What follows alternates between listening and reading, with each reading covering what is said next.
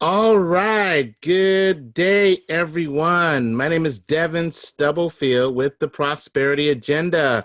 I want to welcome you to Coaching Up Close. This is our mini webinar series designed to work some quick tips into your busy schedule to help you to improve your coaching skills.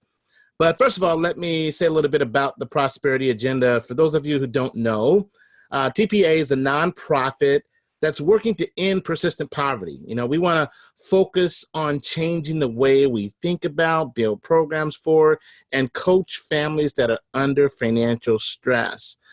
Coaching, of course, is a big part of our DNA. And, we work with organizations all over the country on their coaching programs. And so we are certainly glad that you have decided to join us today for this particular topic. And we're going to get into continuing our discussion on our core four coaching skills.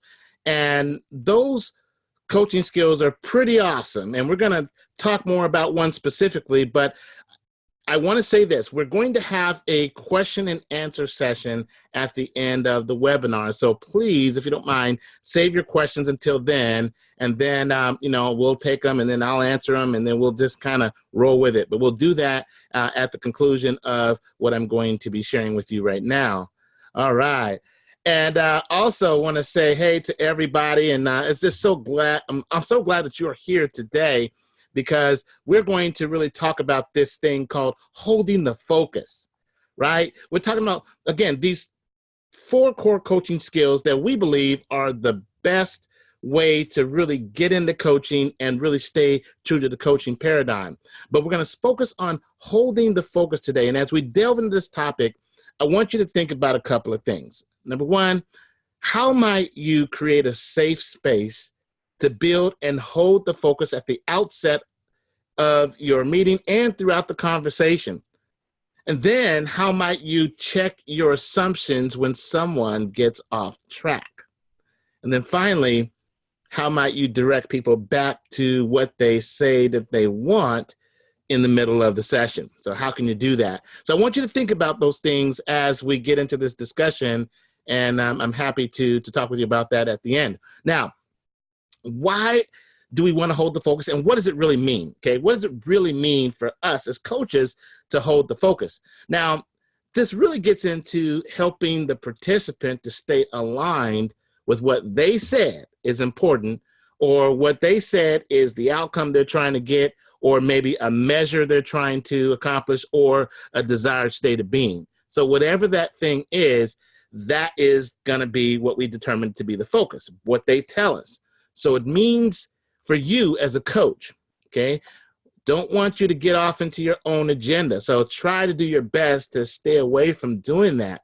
But also at the same time, we got to hold the participant and help them to be absolutely committed to their own best interest to carrying out whatever they said they want to focus on. Okay, so it kind of goes both ways. It goes both ways between the coach and the participant. Everybody's got to be vested in this space in terms of holding the ability to really allow this focus to manifest throughout the conversation. Now, what's important about that? Now, you guys already know. You know this because you work with people all the time. You know sometimes people have difficulty keeping their perspective. And once they have perspective, sometimes they have a little bit of challenge sticking to it. And this plays out right in your conversations. I know that you've been in meetings and discussions where at the beginning it was going a certain way. Then after you kind of got into some details, it kind of detoured a little bit, and when we do our live trainings, for those of you who've been to any of our 3-day sessions here, we talk about the stages of change. And when the participant starts out in the conversation feeling really excited about doing something or taking a step or going towards a goal, they may be in the preparation stage, really in their mind being ready to move forward. But digression tends to happen sometimes, and they fall into contemplation stage where they're thinking about it, but they're not quite sure how to actually make it happen. And so that could happen, again, in the middle of your conversation. You could see a person go from one stage of change to the other. And so when we are in those conversations, we're having those meetings, we have to think about from a coaching perspective, to get them back on track to that vision, that purpose, that goal, or whatever it is that they said they want to be committed to. We've got to kind of help facilitate them to get back to that. Okay. Now, I know some of you are probably thinking, well, how do we really know, what they want to work on in the session? They could be coming up with all kinds of different things. And you're right. Sometimes having a singular focus may be difficult for people to really, really identify. So what does the participant want to work on in the session? So I'm suggesting that you help people get real specific about what they want to gain from the session. So you can kind of rephrase it. You can basically say, all right, so we're here today to talk, and during our time together, what would you like to take from this session? And then really allow them to answer that question. Now, if we don't do that, and if we don't set a focus and we just start coaching, just start talking about whatever comes up, that's a chat session. Okay, that is a chat session versus a coaching conversation if we have not clearly allowed them to define a focus or a purpose. And so we want you to really, really nail this down. Now, sometimes there might be a goal or an outcome that your organization has everybody do. And you would think that the focus would come out of that. But you know what? Sometimes people come in, yeah, they might be excited to do something. But at the same time, what if they actually tried that something before and it didn't go so well? So now maybe the focus is how they can try again. Okay. And so don't be afraid to go back and to address maybe a failure or a situation in the past that didn't work out so well, because maybe there's lots of learning there. And it could be that they have to get through that hurdle or over that barrier in order to reach the ultimate outcome that they've came to you for in the first place. So I got a few questions that I want you to think about asking your participants, when you're trying to help them to really establish that focus. And one of the questions would be, what would be the single most helpful thing to focus on today? So you can try that question. Next question, okay? What do you want to coach on today? Now that one's a little bit more specific, but get to the point. What do you want to coach on today? And then finally, a third question could be, what do you want to walk away with by the end of our session today? What do you want to walk away with? Now, those three questions really bring the immediate focus into the here and now. Whatever time of the day that you're having your meeting, it said, all right, we are here. It's 10 o'clock. We're in this meeting. What do we want to accomplish by the time we finish up today? Now, again, as we think about holding whatever that focus is, I want you to be aware of potential pitfalls. And the pitfall could be, is you setting the agenda. Okay. Now, what do I mean by that? Well, if they're fumbling around a focus and they're not really coming up with a singular focus, as I mentioned before, sometimes it's easy for us as the coach to take over and to start setting the agenda. Sometimes we say, well, maybe we can talk about this, or how would you feel if we talked about that? And so what I'm saying to you, don't do that. Okay, please resist the urge to do that, because we have to allow the participant to own the meeting. It's their meeting. If we set the agenda, it's our meeting. We want it to be their meeting, okay? And here's the thing. If you set the entire agenda and the entire focus of the meeting, it's not about them per se. And what happens is the coaching might not motivate them, because they might not be, intrinsically vested in the conversation. They might be just going along with you because you're the coach and you're telling them that they should think about this or think about that. No, we don't want to do that. Okay. And that's why we're having this conversation today, because we want to, again, have them to be able to identify what that focus is, what's that thing of importance that they want to talk about in this session. Now, also, be sensitive, totally sensitive to their experience with systems, right? You already know that participants have been going from agency to agency, depending upon their barriers. They've seen lots of different processes. They've talked to different people, different personalities. And you know what? Sometimes, what they really want to talk about with you might not even be related to what your agency does, because as I mentioned, they've been talking to a lot of other organizations and systems. It used to be that they're being told what to do. So outside of a coaching paradigm, they're being told, fill out this paperwork, do this by this day. This is where we're headed. This is the outcome. I mean, it's all prescriptive. And so sometimes people are in that mode. Even when you come and engage them with coaching, they still may feel like, okay, I'm going to be told what to do. And so you're trying to tell them, okay, you set the focus. You tell us what's important to you. And they may say it. They may say, yeah, well, I want to focus on housing. And they may tell you that and be very emphatic about that. But because they're used to being told what to do, they might at that point still expect you to drive that focus. And so that's what we want to avoid. Because again, it has to be from their side of the table. They've got to be vested in it. And so move into asking some powerful questions to kind of understand where they're coming from, what their vantage point is, and really get to the heart of what they're thinking. Now, if still, after all that, if the participant still doesn't know what to focus on, if they still can't really nail it down, I'm going to share with you some additional coaching tools or coaching skills that you can kind of bring into the conversation, to help the participant to overcome a struggle with setting the focus. Now, for example, we got people who love to talk and tell stories. I know you've been in meetings where, you started talking about housing, right? And then all of a sudden the conversation gets a little bit further out. And now we're talking about Uncle Bob. And then now we're not only talking about Uncle Bob, we're also talking about Uncle Bob's dog, and I mean, it just kind of goes into this other direction.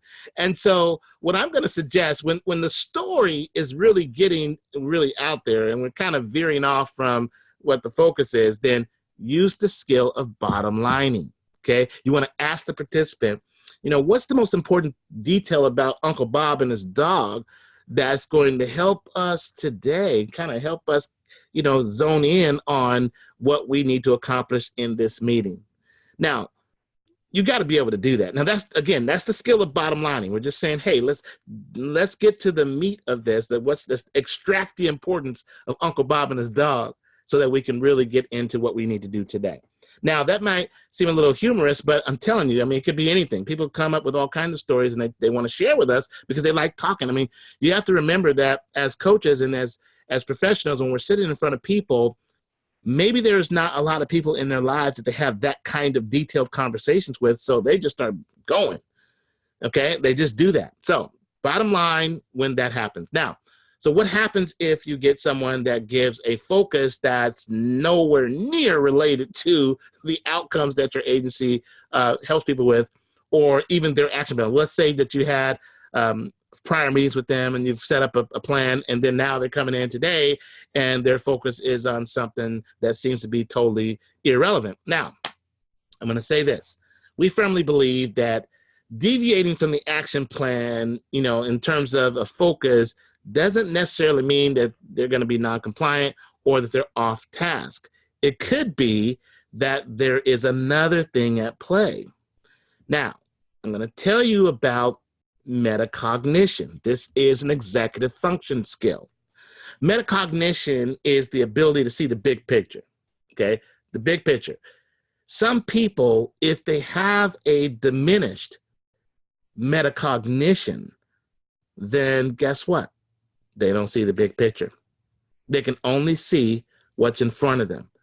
And if what's in front of them is not necessarily related to the stated goal or action plan or focus or task, then we have to just account for that. So what I want you to do in that instance, spend a bit of time unpacking what they're talking about and relate that back to whatever it is that was the intended focus or goal or task, whatever it is. You want to let them unpack it, but then connect the dots, okay? So that's when that situation occurs. Now, there's other times when a participant comes in and they might be trying to deal with a crisis, okay? Some sort of thing happened in their lives. It could have been an illness of a family member, a layoff of a significant other, or even death, or some other type of significant event that's caused a little bit of trauma. Well, my suggestion here is that you give them time to clear. Remember the coaching skill of clearing. Clearing is when we allow them the space to actually just let it out. Let it out. Give them that time, because you ain't going to be coaching anyway. If this thing that's surfacing for them is front and center, and that thing is taking over their mindset, taking over what they can think about right now, then you may as well go with it. But put a time limit on it. Okay, so we suggest maybe 2 minutes, maybe 3 if it's something big. But what you do is you say, all right, I understand that this is really important to you right now, and obviously it's front of mind. So let's just take a couple of minutes and just let it out. Just tell me what's on your mind about this particular thing. Now, let them do it, but don't jump in. Don't jump in. Don't ask questions. Don't interject. Just when they're done, thank them for doing that, and then follow up with a powerful question, asking them, how they feel now and how ready are them to move forward into why they came to meet you today. Now, it could be that the thing that they're clearing about has something to do with why they're meeting with you today, and that's totally cool. But what I'm saying is that we allow them to clear so that we can really get them to begin to focus on the conversation. Now, let's say we did all that. Now, once the focus is established, now we got to focus. The next step is to help the participant develop awareness of the issues that's in front of them. Because you already know that coaching is really all about perspective building. Because you know that we human beings, we have our perspectives that are shaped by our own events in life, our circumstances, even our limiting beliefs. Okay, we got limiting beliefs, assumptions, habits, routines, right? So our participants, same way, same thing, okay? They have a perspective based on their life and whatever's been going on. So here's what we have to do. We got the focus, but now we can build awareness so that we can help them to maybe step outside of their point of view. Now, that's not to say that we're saying take them off of their point of view. No. What we're saying is we're increasing their ability to kind of see that scenario, to see that thing that they say they want to focus on.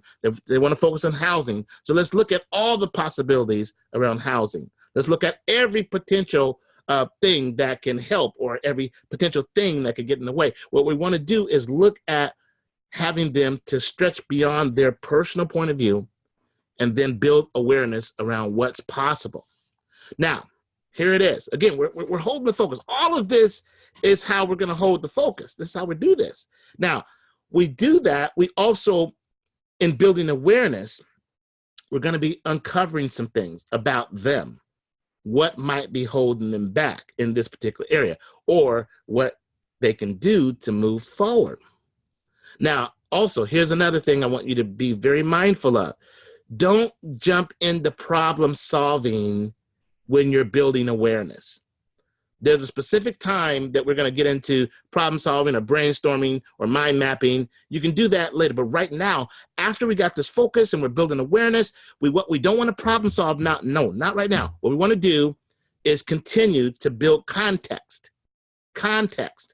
We're getting them to see the bigger picture, helping them to see other perspectives so that they can see maybe around obstacles, help them see around barriers, even if it seems quite straightforward. Maybe it seems very obvious, but we have to understand that they're processing as they're engaging with us during these conversations. So we got to give them space to do that. So we're not problem solving now. We're just creating context around the awareness that we're building around the stated focus. Okay? Now, What happens if they get off track? We did all this stuff. We got this focus going on, but they get off track. Of course they get off track, right? People get off track for a number of reasons. Now, it could be that they're feeling nervous about the coaching, or staying focused might be difficult for them for whatever reason, or they're just not used to coaching, or they may not be in the mood to be coached today. I mean, whatever the case is, they could get off track. Now, from our point of view on the ground, this might look like them, again, getting into maybe some unrelated stories or some other details that might not be as relevant. But here it is. We're not going to engage in that story. No, we're not going to do that. What we're going to do is just kind of understand where they're coming from. And then here it is. Understand that they could be experiencing some mixed emotions around this focus, or their intention around the focus is no longer clear to them. Now, that can happen right in the middle of your meeting, where all of a sudden now, what we maybe established, 10 minutes ago, now we're into the conversation a bit, and now they're kind of backtracking a little bit and bringing in some other elements, other details. Now, I'll give you an analogy. It's like, so let's say that you are going to be running a marathon, and you have an intent on winning the marathon. You want to win the race. But at the same time, while you're running that marathon, you're worrying about whether you might collapse halfway through, if your body's going to allow you to actually finish the race. So on one hand, you're intent on winning. On the other hand, you're thinking, oh, my body might fall apart. I might not be able to make this. I might not be in good enough shape. So I want you to use that analogy with our participants, and thinking that they have this duality of scenarios that's playing through their mind. Yeah, they want the best for themselves. Yes, they do. But at the same time, self-efficacy, their belief in themselves, might not be at a level that could continue to keep them motivated to stay on the path. So, of course, this is going to lead to some frustration. Now, think about how hard it is for participants to make decisions for their own life when they feel ambivalent. And for those of you who are into motivational interviewing, you know about this. You know that people become indecisive. Maybe in their family, they might not feel as supported in their decision-making. Maybe there's other people that maybe challenges their thoughts, or challenges things that they do. And so now they're like, hey, I don't know about this. Now, you may be thinking in your meeting, if this is kind of unfolding, we could have a tendency to start thinking about, well, what are they really thinking? What's going on in their mind? And I'm going to say to you right now, I want you to really take note of this. Participants are thinking about way too many things all at one time in our meetings. They got all this stuff. All this stuff is swimming. All this stuff. And you're in front of them, trying to help them move forward, trying to help them to commit, trying to help them to set a goal, create a plan, be motivated, and now they're thinking about Uncle Bob, his dog situation, and all the other things that are going on, right? They have lots of things going on in their mind. So that could translate in their mind that, well, they really don't know what they want, or maybe they don't think they deserve to get what they want because of maybe some of the struggles or some of the friction from other people in life. Maybe they feel skeptical that any result will come at all. So these mixed motives are creating this type of inner conflict right in the middle of your meeting, okay? So that's why we're talking about this today. Because again, so how do you respond to this? If this is showing up in your meeting, how do you respond? So what we have to do in this instance, ask questions to get them to give us some context. So now you as the coach are getting clarity. You're getting clarity. And part of our ability to hold the space is to, once we understand the space that we're in with the participant, now getting back to what I said earlier, connecting the dots, connecting these things, how can we see how this is all going to help us to continue along this particular path? Okay. How can we get to a point to where we can explore more about what has emerged from the conversation? So, in other words, create clarity. Clarity's got to be on both sides of the table. You as the coach have got to be clear on what's coming forth from them and really understand it from their lens. And then we at the same time respond to help them to make sure that they have clarity on their side so that they know how this can be navigated through so that they can carry on with whatever they told you they wanted to focus on, or whatever that goal was, or whatever that task is, or whatever the accomplishment is, that they have clarity around that. So the key to holding the focus is to help participants to gain clarity, absolute clarity about what's most important to them, and then stick to it. Because when clarity comes, then comes focus. And when they're focused, then those things that you're raising their awareness about, that's really activating other perspectives in them. And then now they may not be so limited in their thinking about what is possible and what's not possible. But now maybe they are starting to see more of what they can do. And so this changes the dynamic of their perspective, which ultimately changes their motivation. So you see how important holding the focus is? All of this comes out of holding the focus. Now, for those of you who are familiar with the International Coach Federation core competencies, okay, you can really think about this whole thing about holding the focus, and you can really align that with the ICF competency of managing progress and accountability, which by definition, this is from the ICF, they said the ability to hold attention on what's important for the participant and to leave responsibility with the participant to take action. That's typically what managing progress and accountability means from the ICF perspective. And so what I'm suggesting here is that our conversation here today about holding the focus really aligns with this. So what does that mean as a coach? So to sum it all up, here's what we need to do. Sum it all up. We need to clearly request that participants' actions move themselves forward. Demonstrate follow-through by asking them about those actions that they committed to in previous sessions.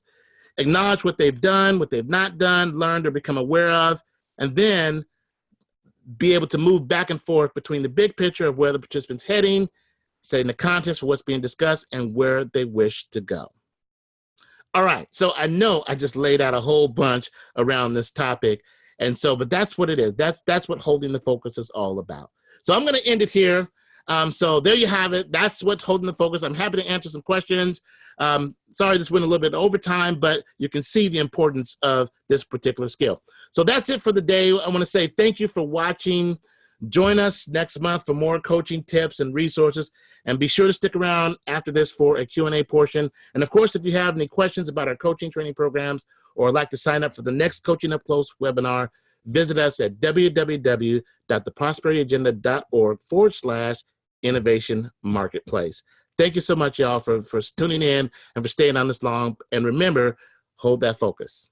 Thank you.